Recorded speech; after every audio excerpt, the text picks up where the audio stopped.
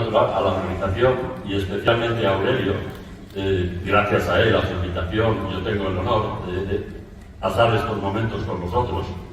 Y sin más, vamos a empezar a la ponencia que tenemos hoy. Y vamos a hablar un poquito sobre lo que es la homeostasis intracelular. Bueno, homeostasis es una palabra que viene del griego, que es homeos, igual o similar, y estasis, estado, es decir, estado igual o similar. Se refiere a unas condiciones que tenemos que mantener dentro del cuerpo, por mucho que cambien las exteriores, es decir, podemos estar a menos 20 o a más 50 grados, podemos estar a una concentración muy diferente de oxígeno, si estamos a nivel del mar o en la alta montaña, podemos tener concentraciones muy diferentes de solutos si nos estamos bañando en el mar o en agua dulce, pero dentro del cuerpo tenemos que mantener nuestras constantes, porque si no la vida no es posible. Es decir, ese estado interior que nos permite la vida, a eso se refiere el tema de la homeostasis. Es un término introducido por un fisiólogo estadounidense en 1926, Walter Bradford Cannon, que fue una persona muy curiosa. Fue un gran fisiólogo, hizo muchísimos estudios sobre muchas de las funciones fisiológicas y el propósito de esas funciones. El control del azúcar, de la temperatura, de la presión osmótica, de la concentración de protones, y todo porque el problema de este hombre es que tenía una concepción teleológica del organismo. Sabéis que la teleología es una parte de la metafísica que estudia las causas, la causa final de todo lo que existe. Es decir, todo lo que existe tiene un propósito, una intención, un objetivo, y esas causas finales, eso es lo que estudia la teleología. Es una disciplina que se opone, ya fue propuesta por Aristóteles 350 años antes de Cristo, y se opone a esa teoría del origen y la evolución de las especies, que fue publicado más o menos al mismo tiempo por Charles Darwin y Alfred Wallace en 1859, y que nos decía que esto de la evolución eran muchas mutaciones que se iban produciendo al azar y que solamente sobrevivían las más fuertes. La teleología nos dice que no, que todo lo que ocurre es por algo y para algo, con un objetivo. Es decir, que si tenemos, por ejemplo, un colibrí que tiene un pico de 1 centímetro y al día siguiente aparece uno que tiene un pico de 11 centímetros, las mutaciones no se producen poco a poco, las mutaciones se producen de un día para otro. Y aparece un pájaro con un nuevo pico que tiene las dimensiones exactas para llegar a succionar el néctar de este tipo de fruta. O sea, perdona, de flores. Es decir, todo es por algo y para algo. Tiene un objetivo, una intencionalidad, un propósito. Decía Einstein que Dios no jugaba a los dados.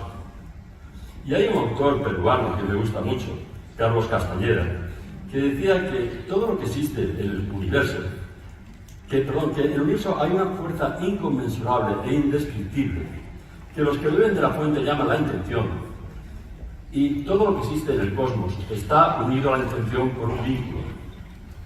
Y cada vez que esa intención provoca un cambio en ese ADN,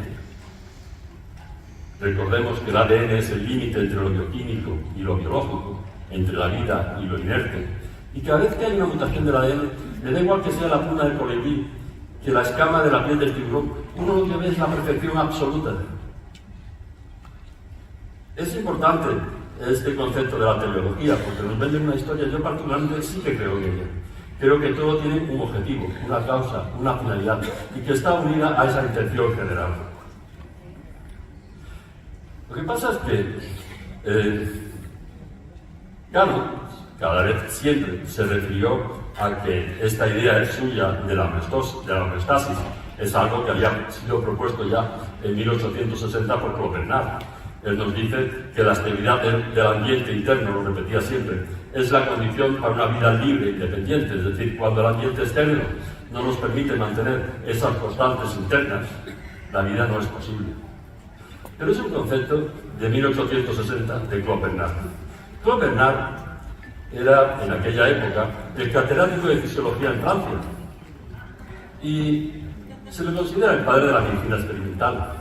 Él tenía una frase que decía que cuando los resultados de una prueba rompían con las teorías reinantes, tendríamos que ser capaces de abandonar esas teorías y aceptar los resultados y buscar hipótesis que pudieran explicar esos resultados. Y esto es lógico, debería ser así, sin otros condicionantes, como la rentabilidad o otra serie de intereses. Eso estaba claro. Se le considera el autor de la teoría del terreno, es decir, él decía que era el terreno, esa homeostasis, lo que condicionaba todo lo que ocurría en ese terreno.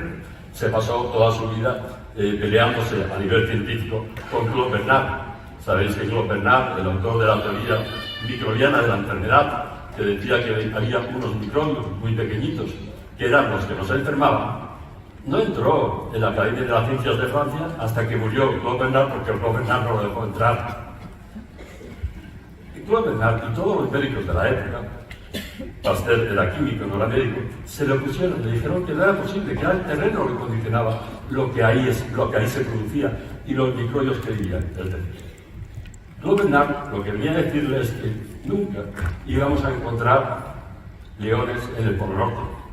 En el Polo Norte vamos a encontrar osos y focas.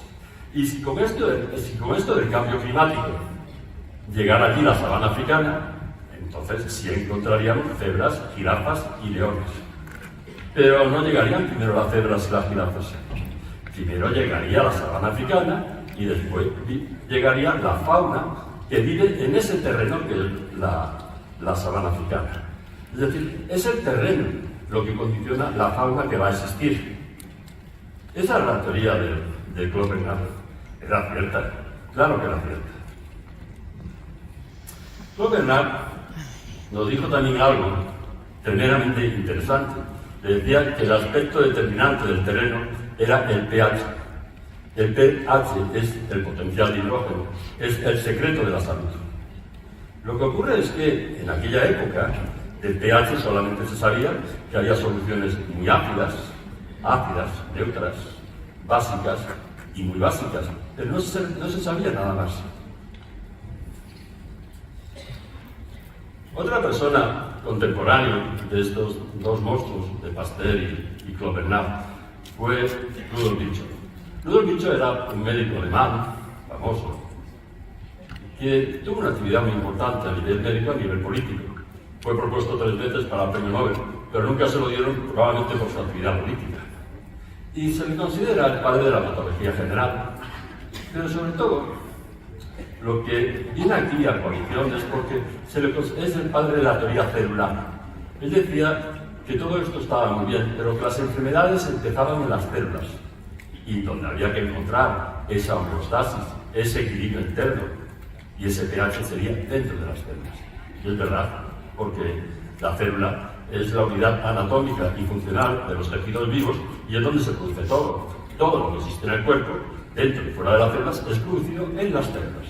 Es decir, estamos compuestos por hidratos de carbono, por grasas y por proteínas.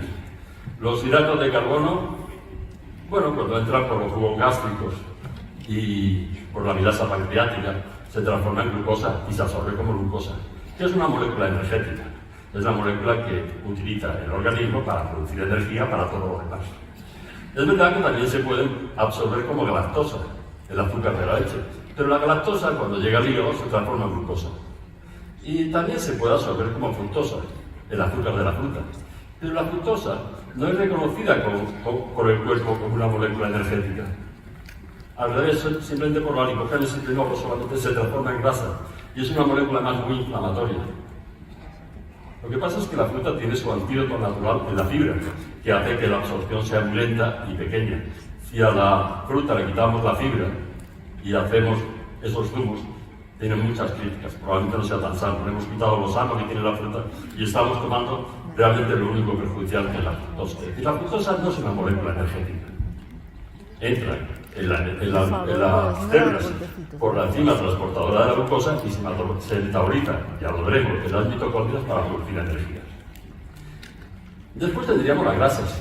Las grasas, también por los jugos gástricos, la bilis, la lipasa pancreática, se transforma en ácidos grasos libres, se absorbe como ácidos grasos libres. Y en las células, principalmente en el hígado, vamos a producir el colesterol, los triglicéridos, los fosfolípidos y todas las grasas que necesitamos después en el cuerpo, que tienen no solamente un objetivo energético, también podemos obtener energía y mucha, probablemente más de las grasas que de las glucosas, sino también tiene un objetivo estructural, pero pequeño, membranas celulares, cerebros, algunas partes de hormonas. Y después tendríamos las proteínas. Estamos compuestos por proteínas. Todo nuestro cuerpo son proteínas. Nos comunicamos por las proteínas. Hormonas, enzimas, catalizadores, citoquinas, neurotransmisores, todos son proteínas. Pero cuando hablamos de proteínas, ahí, a nivel de la materia, damos un salto cuántico muy importante. Es decir, ya no estamos hablando de estas moléculas de hidratos de carbono o de grasas. Estamos hablando de 20 ladrillos, 20 aminoácidos, que van a formar todas las proteínas que tenemos. Adelantemos un poquito que solamente en una célula, tenemos 43 millones de proteínas. Y esos aminoácidos, esos ladrillos que construyen las proteínas, tendremos que diferenciar en los esenciales que no podemos producir y que tenemos que tomar del exterior, y los no esenciales, que sí podemos producirlo dentro de nosotros. Pero dentro de esos no esenciales, también hay unos cuantos que son semiesenciales. Es decir, que aunque los podamos producir, generalmente somos carentes en ellos, sobre todo cuando tenemos demanda de estos aminoácidos. Es el caso de uno muy especial, del que hablaremos después, que es la cisteína. Esos aminoácidos se van a unir unos a otros con un enlace muy curioso, que es el enlace peptídico.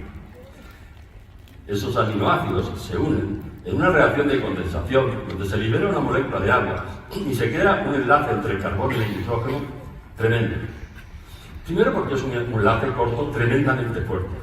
Segundo, porque actúan como las cuentas de un collar. Es decir, ese enlace es muy rígido, pero por dentro formado están continuamente moviéndose. Y cada vez que se mueven, ya veremos cómo se mueven con una intención, con una causa, con un porqué, con un para qué. Otra cosa es que teóricamente lo sabemos todo el día y cada vez sabemos menos. Pero esos movimientos de las proteínas, que ahora lo veremos, todos tienen que tener un significado. En segundo lugar, ese enlace peptídico tan fuerte solamente se va a destruir por la acidez extrema y por enzimas específicas.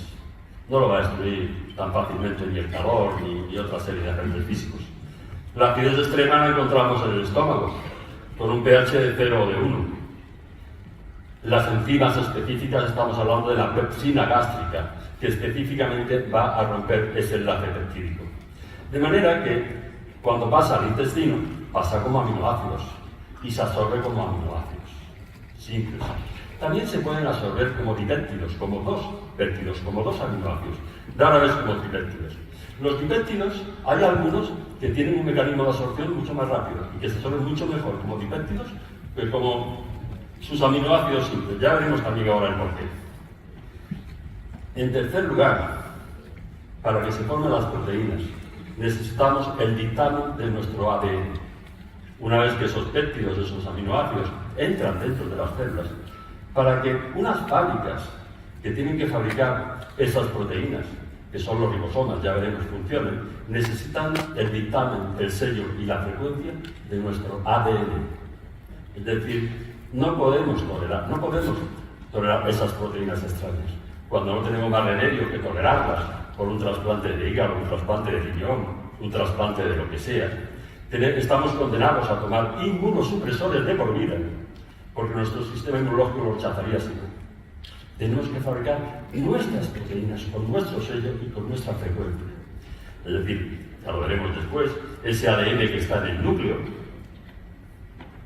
cuando está muy condensado, es decir, el ADN son 2 metros de longitud, que están en un nucleolo de 5 milésimas de micra, 6.400 millones de nucleótidos, y una molécula que no podría haberse formado ni en billones de años de evolución.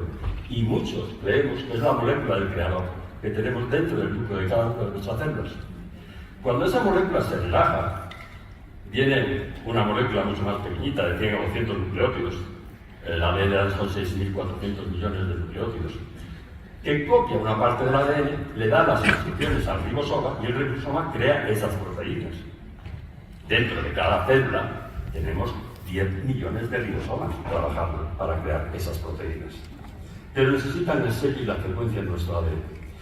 Las proteínas las hay muy pequeñitas, como la insulina de 51 aminoácidos. Las hay mucho mayores, como las pitinas musculares, que tienen 34.000 aminoácidos, pero todas están continuamente moviéndose, siempre con un objetivo, con una finalidad, con un corado. Pero ya os comento que lleva razón Rudolf Virchow. Las enfermedades se producen en las células, y en la célula tenemos que buscar un poquito que exista esa homeostasis, ese equilibrio interno, para que todo se produzca como Dios manda. Y ese pH al que se refería Claude Bernard. Claro, hay que esperar todavía 40 y tantos años para que Peter Lauritz Sorensen, en los laboratorios de la cervecería Scarbo, nos dieran ya una idea más concreta de lo que era el pH. Él ya define el pH como, en 1909, como la inversa del logaritmo en base 10 de la concentración de iones hidrógeno. Es decir, como es la inversa, cuando hay muchos iones hidrógeno, pues será muy pequeñito. Y cuando hay pocos, será muy alto. Pero al fin y al cabo, la única variable que tenemos es la concentración de iones hidrógeno. Y con esto hace una escala del 1 al 14. Y poco a poco se crean reactivos, papeles de tornazol, etcétera, etcétera, y se empieza a medir, pues, el pH que hay en la saliva, y en la orina, y en el jugo gástrico, y en las lágrimas, y en todas partes. Y llega un momento en que ya esto va evolucionando y se consigue medir el pH que hay dentro de las células. Y cuando miran ese pH que hay dentro de las células, se encuentran que el pH de dentro de las células es 7,0. Y en ese pH de 7,0, todo funcionará como tiene que funcionar, como Dios manda. Qué interesante.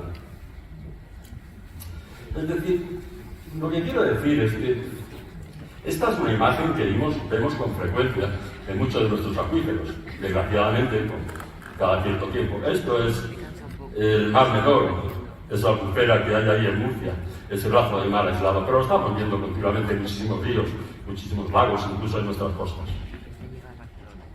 Si queremos saber la causa por la cual han muerto estos peces, podríamos hacer dos cosas. Una es realizar la autopsia de estos peces y encontrar qué virus o qué bacteria lo está matando.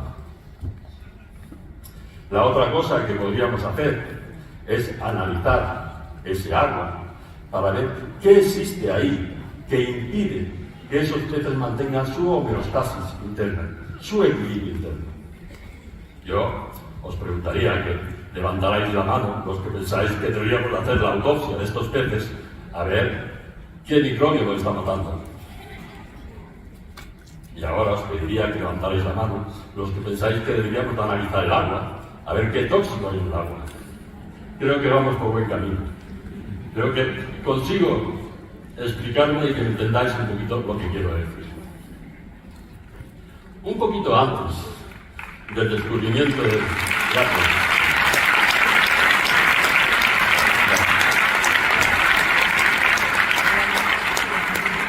Un poquito antes del descubrimiento del Sorensen, nace una persona en Argentina, una mujer que también iba a cambiar todo.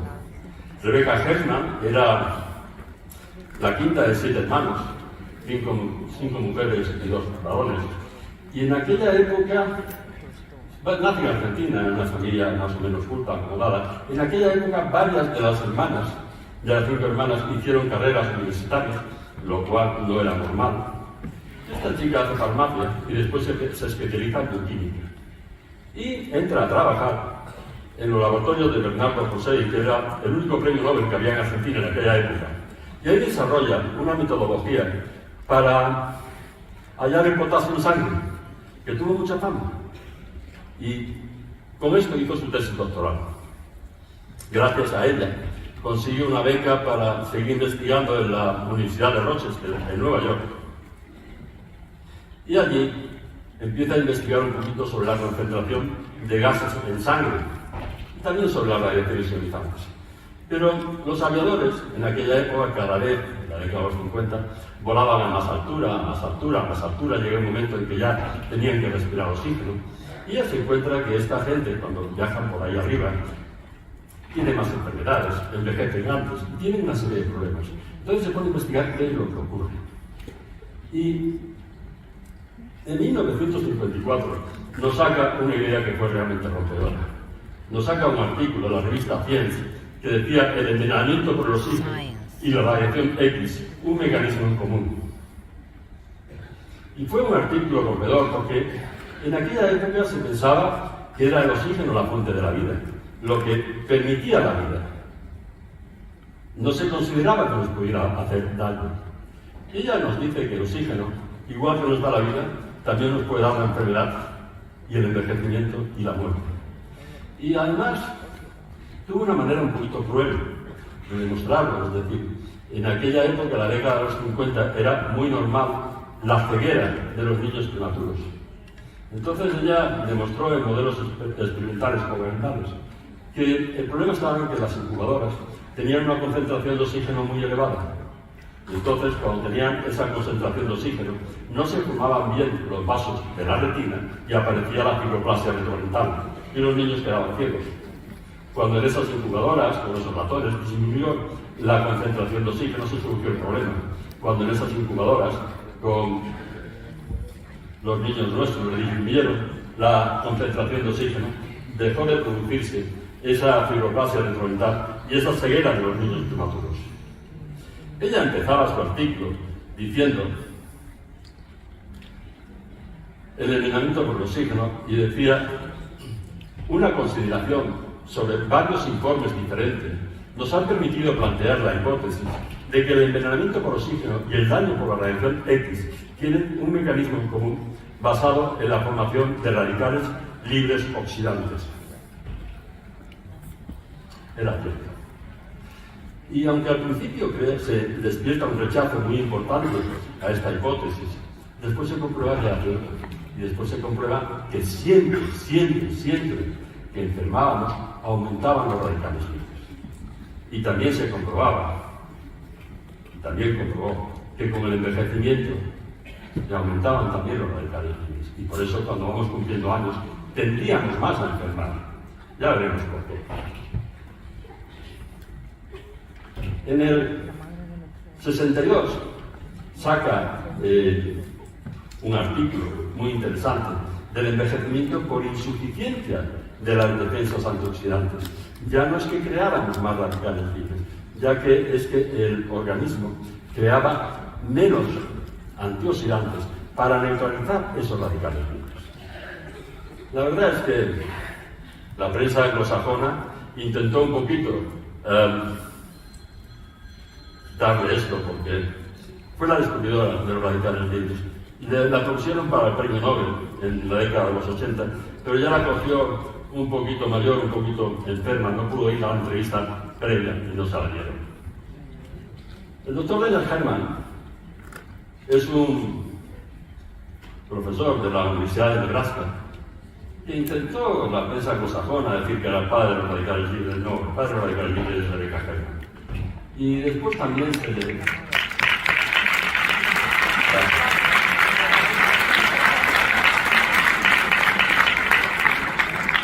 Después también se le nombró el padre de la teoría del envejecimiento por los radicales libres. También fue Rebecca Herman, la primera que dijo que con los años, con el envejecimiento, aumentaban esos radicales libres. Pero fue una persona muy activa, era un estudioso del envejecimiento y hizo muchos trabajos al respecto. Y una de las cosas que él encontró cuando se puso esto de moda es que era cierto, cuando envejecíamos aumentaban los radicales libres. Y entonces hizo muchísimos estudios para ver cómo contrarrestarlos. Y con animales de experimentación metía muchísimas dietas antioxidantes, rica en todos los antioxidantes que conocía. Y una de las críticas que encontró, y con él estuvo de acuerdo, es que conseguían aumentar la vida de estos animales de alimentación de una manera no significativa, muy pequeña. Dándole vueltas a ver por qué no lo conseguían, en el 72 nos saca una teoría muy interesante que era la teoría mitocondrial del envejecimiento por los radicales libres.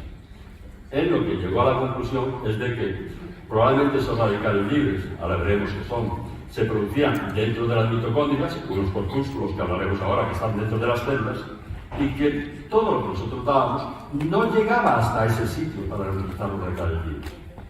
La verdad es que en la década de los 90 se comprobó que sí que llevaba razón y que el 90% de los radicales libres que producíamos se producían dentro de las mitocondrias y todos los antioxidantes que dábamos no llegaban hasta ahí para poder funcionar.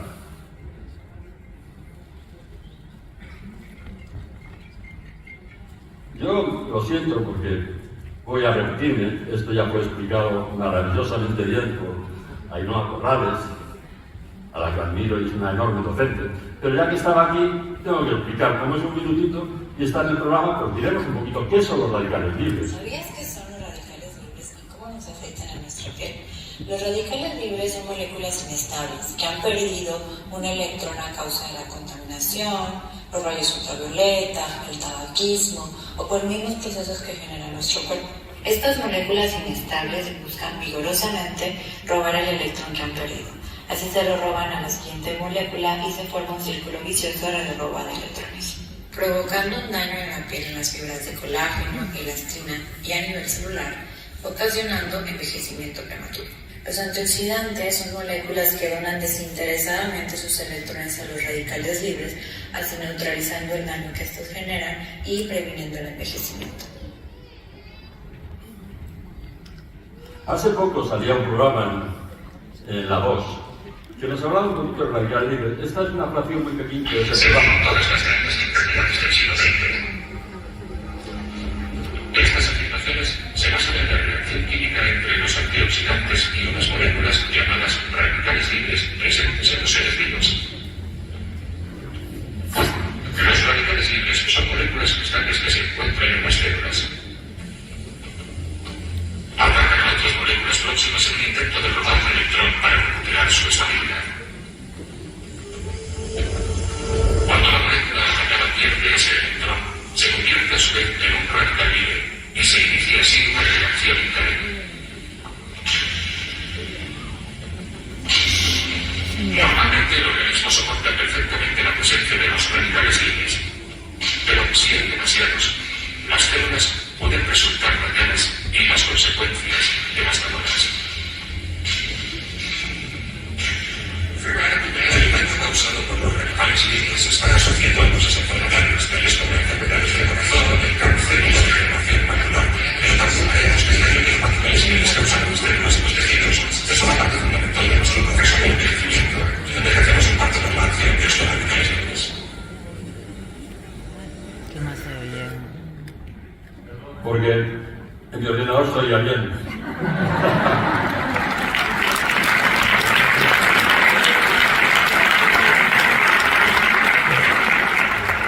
Bueno, ya les comentaba que estos radicales libres se producían en las mitocondrias.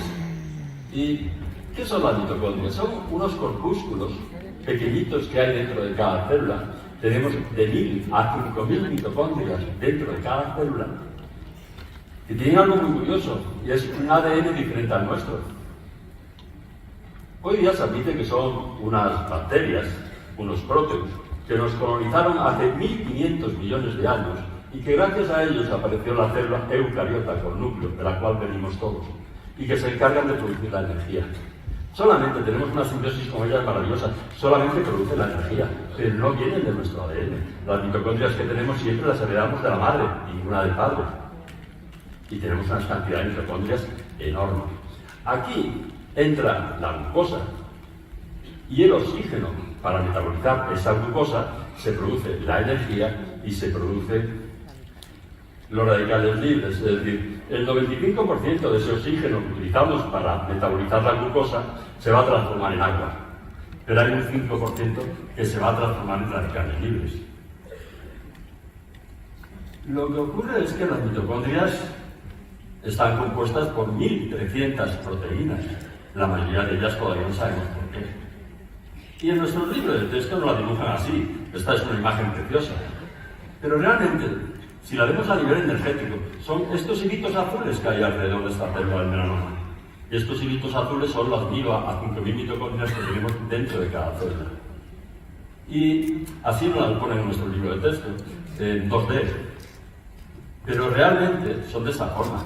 Se fusionan, se separan. Son proteínas. Están continuamente moviéndose.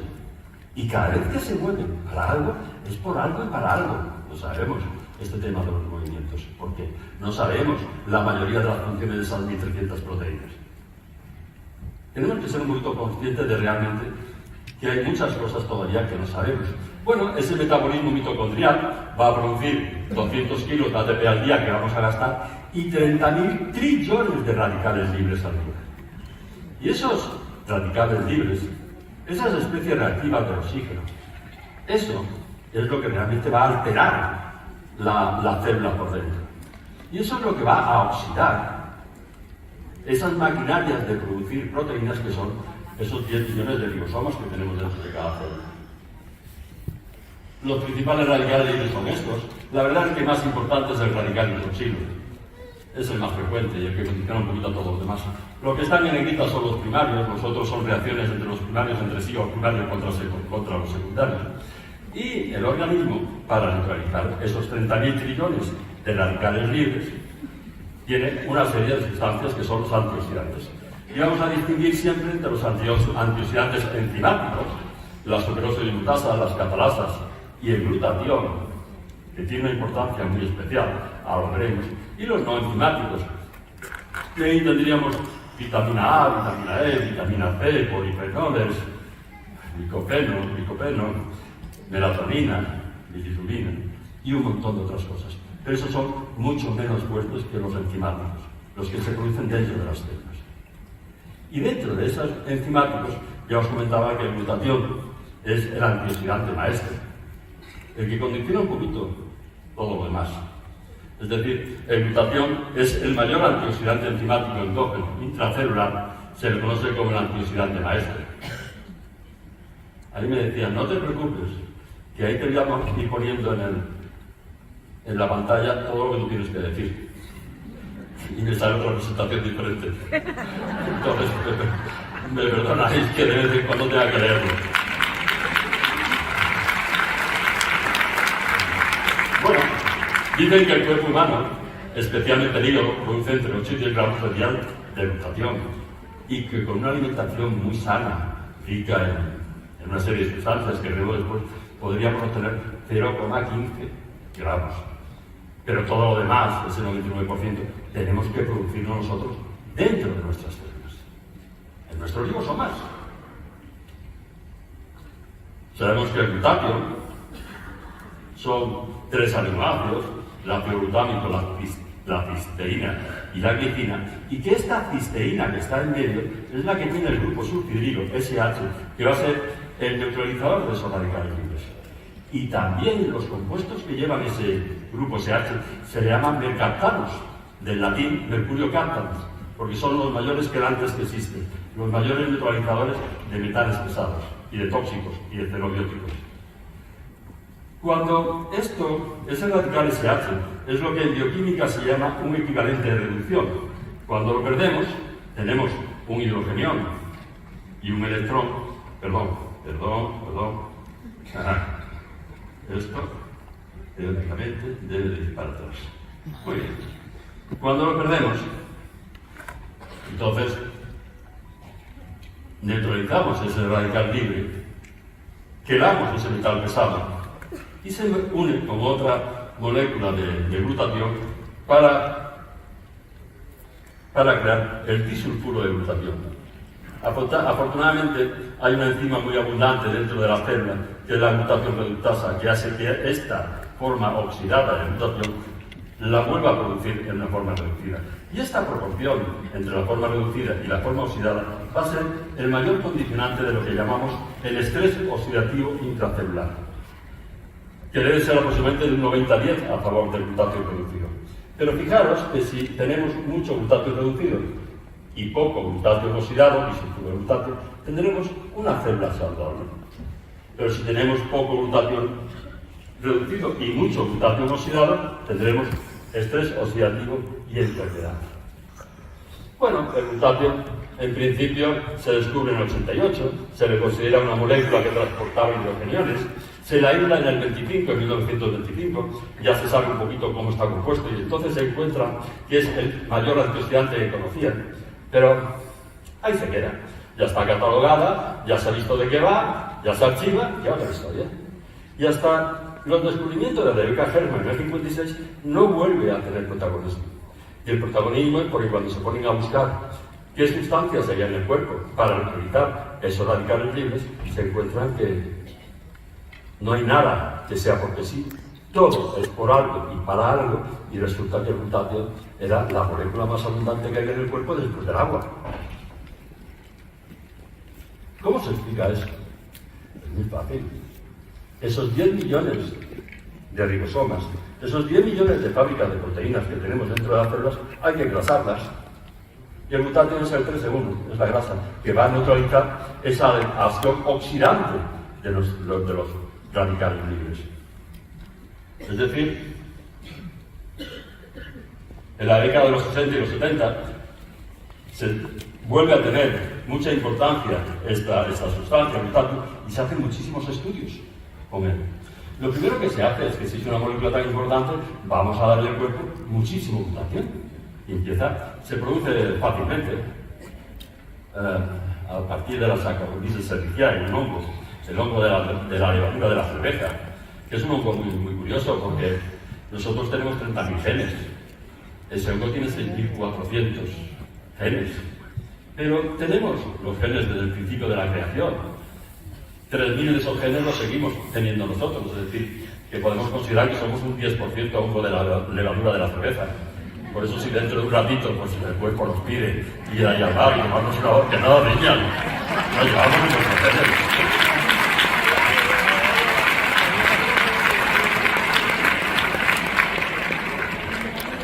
Pero claro, se comprobó que por mucho glutatio que diéramos, ese glutatio no llegaba a las células.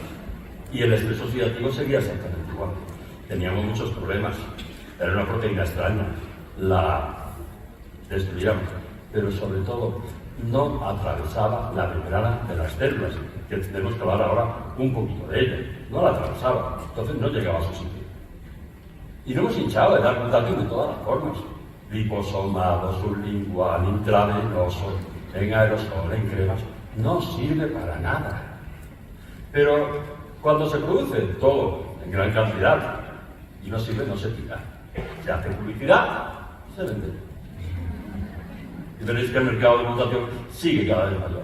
Bueno, cuando vieron que el glutatión no satisfacía esta restricción del estrés oxidativo, dijeron, bueno, pues si realmente esta molécula necesita cisteína, es un aminoácido condicionante, vamos a darle cisteína al cuerpo.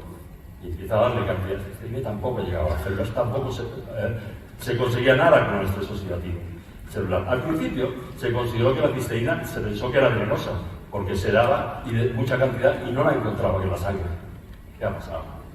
Después con el tiempo se encontraron que sí llegaba a la sangre, pero siempre tenía que ir unida a una molécula transportadora, porque la cisteína es una molécula tremendamente pequeñita y necesitaba unirse a otra proteína mayor que la transportara por la sangre. Pero al final pasaba lo mismo, no atravesaba la membrana de las células. Ahora veremos el porqué.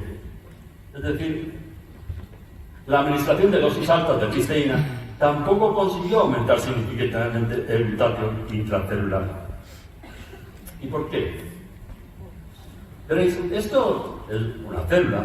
A la derecha tenemos el núcleo, ese sitio donde realmente tenemos 2 metros de ADN en un corpúsculo de 5 milésimas de micra, que además está a sus anchas. Esa doble hélice de Walter y Crick solamente se ve cuando la célula va a dividirse. cuando no se adopta forma de 3 hebras, 4 hebras, formas rarísimas, que no sabemos el por qué, pero es por algo. Tampoco ni los conocemos. Y de este ADN, de acá, salen las órdenes para que esos ribosomas, que son estas canicas pequeñitas, que están en el retículo endoplásmico, que es una red donde quedan almacenados los aminoácidos, entonces aquí le das la orden para que ellos empiecen a funcionar. Estas son las mitocondrias, y la glucómina en cada célula, donde se metaboliza la glucosa, unas bacterias que claro, hace 1500 millones de años, y esta es la membrana de las células. Y la membrana de la célula es una membrana grasa que la atraviesa proteína. La verdad es que hay 40 moléculas de grasa por cada una molécula de proteína, pero como la proteína es mucho más grande, la verdad es que la mitad de la membrana es grasa y la otra mitad es proteína. Hay muchos biólogos que consideran que la inteligencia de la célula no está en el ADN, sino que está en la membrana de la célula. Es la que decide lo que entra y lo que no entra. Pero sobre todo estas proteínas, que son canales por los cuales pueden entrar sustancias de diferentes formas, también actúan no solamente por emisiones químicas, sino físicas, y son las responsables de hacer que esa molécula del ADN que está dentro de la célula se relaje para que el ARN pueda copiarla. Y si no tiene la orden de la membrana de la célula, no se podría transferir ese ADN. Pero en esa membrana, en donde hemos dicho que hay 1/3 de las proteínas de la célula, es decir, que si tendríamos 43 millones de proteínas en una célula, 15 millones estarían en la membrana. Esas proteínas están continuamente moviéndose. Es esto que vemos aquí, que están continuamente cambiando de forma. Y son como llaves que encajan en una molécula y la meten dentro, o la sacan de la célula. Están continuamente moviéndose. Es decir, si analizamos un poquito esas proteínas, si pudiéramos marcarlas para ver cómo es ese movimiento, pues veréis, estos son las proteínas de una célula. La han marcado con un producto fluorescente y fijaros a qué velocidad. Vamos a ver 5 o 6 proteínas. Fijaros a qué velocidad se mueven. Estas que están marcadas y las podemos ver. Y cada movimiento es por algo y para algo. Y uno de esos es para acoplarse a una molécula externa y meterla dentro. Bueno, esos son 3 o 4. Si os imagináis eso, 15 millones, todos al mismo tiempo, pues, qué carajera sería, ¿no? Cualquiera, algoritmo de tráfico, como sea, una inteligencia superior. Indudablemente, todos hablan de esa inteligencia superior. Todos. Nosotros hoy día, todo es genético. Si fuera todo genético no hubiéramos llegado hasta aquí. No podemos estar tan mal hechos. Es una molécula que... Pero bueno.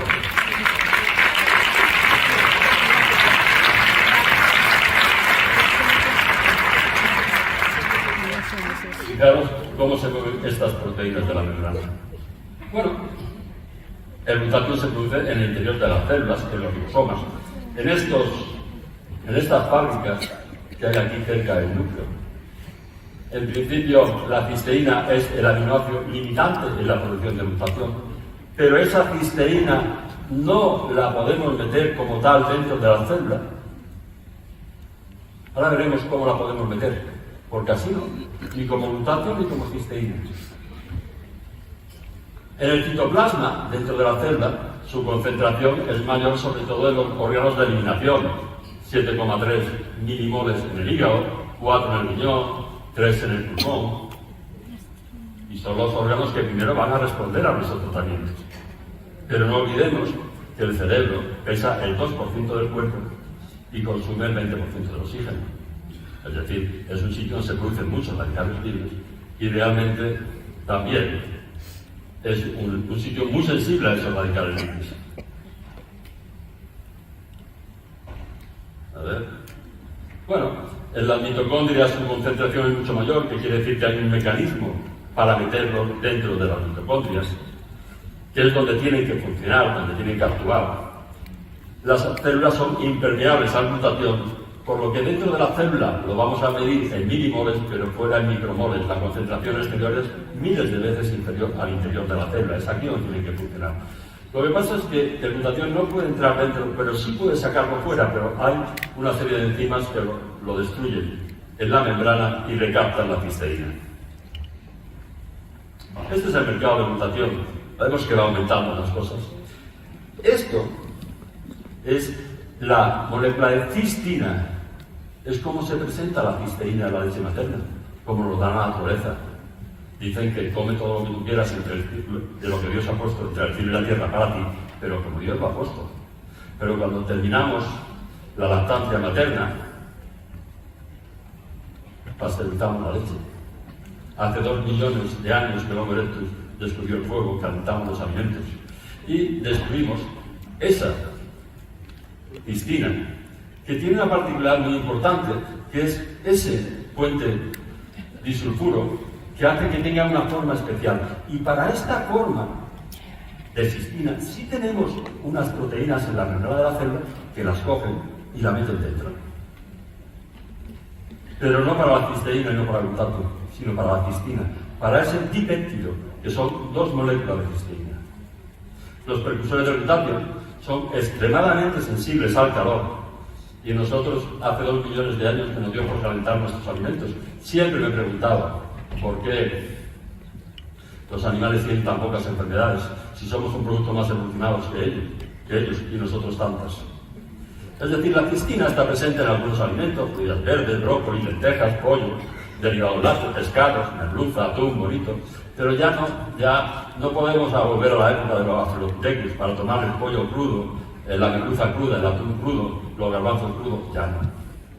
Entonces, si queremos seguir un poquito disfrutando de los placeres que nos da ahora mismo la vida y sobre todo la gastronomía, lo siento, pero mi principal consejo es que toméis en local. Está claro. Necesitamos tomar en local.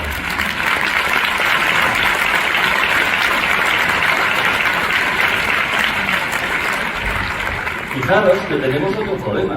En esa época de Pasteur y Lechamp, la verdad es que había un profesor, que yo lo vi mucho, Antoine Lechamp, era profesor de farmacología, que decía que los microbios nunca podrían atacar a los tejidos sanos y que los tejidos estaban sanos cuando recibían los nutrientes apropiados. Pero esos nutrientes, ¿quién se los lleva a las células? La sangre, la circulación, pero no los vasos grandes, sino los capilares, que son más pequeños que los cabellos. Y esos capilares, al principio de cada capilar, tienen unos esfínteres que son el esfínter precapilar. Ese esfínter puede estar muy cerrado y llevar muy poco alimentos a las células, o puede estar muy abierto y llevar mucho alimento a las células. Es decir, estos tonos amarillos que vemos aquí, que son el esfínter precapilar, el estrés, la tensión, el miedo, las preocupaciones, la angustia, el sistema simpático, los cierra y hace que no lleguen esos alimentos a las células. La relajación, el bienestar, el ser felices, el dominio parasimpático, hace que se relajen esos esfínteres y que nuestras células están bien definidas. Os voy a dar un consejo muy importante. Los nervios que controlan estos capilares son los mismos que controlan los túbulos secretorios de saliva en la boca. Y cuando tenéis la boca llena de saliva líquida, agradable como agua, esos esfínteres están relajados y vuestras células están nutriéndose bien. Sin embargo, cuando tenéis la boca seca, como el esparto, no llegan esos nutrientes a las células. ¿Os acordáis que cuando erais pequeños y el médico venía a vuestra casa, lo primero que hacía era pediros que sacabais la lengua? Solamente veía si estaba húmeda o estaba seca. Si estabais curando, pues la enfermedad iba a peor. Los bebés babean. Los niños chicos hacen pompitas con la saliva. Pero en vuestro cuerpo mandáis vosotros. Y si todos los días vais 5 o 10 minutos que os quedáis tranquilos, relajáis y decís quiero tener la boca llena de saliva líquida, agradable como agua, quiero tener la boca llena de saliva líquida, agradable como agua. Y no paráis hasta que la boca se os llena de saliva. Poco a poco veréis que vosotros mandáis en vuestro cuerpo. Por eso es por lo que...